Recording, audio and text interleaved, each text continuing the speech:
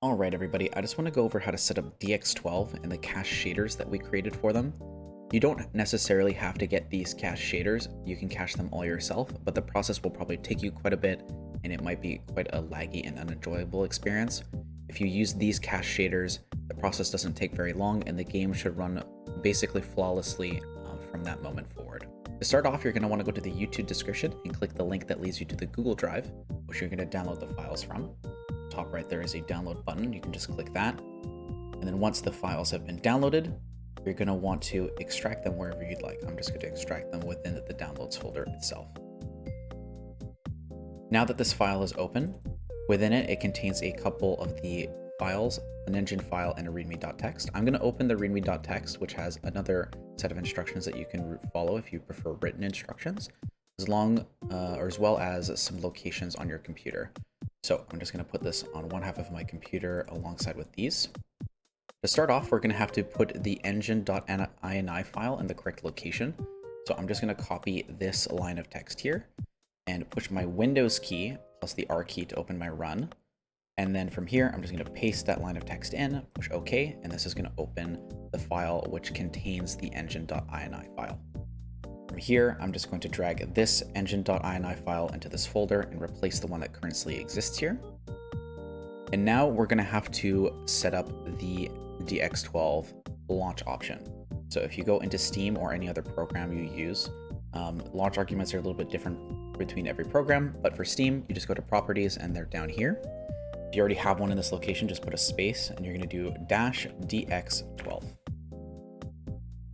Now, all you have to do is boot the game and it's going to create 3 files that we're going to use to rename the other shader files.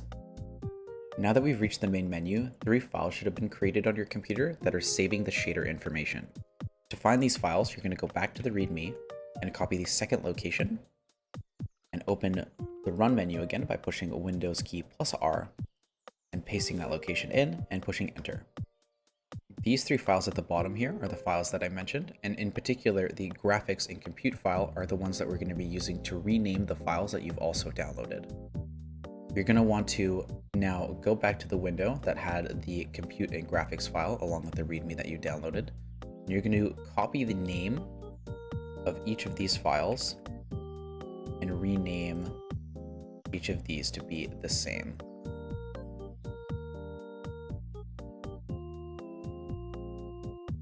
Now that these 2 files have been renamed, you can move them over, replacing the other files, making sure that It Takes Two is closed. With these 2 files now in location, you can now reboot It Takes Two.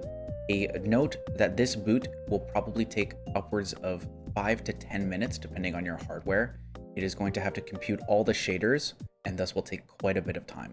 Click the button one time, and then don't touch it after that. Trust in the process. It will take a while, but the game will eventually boot.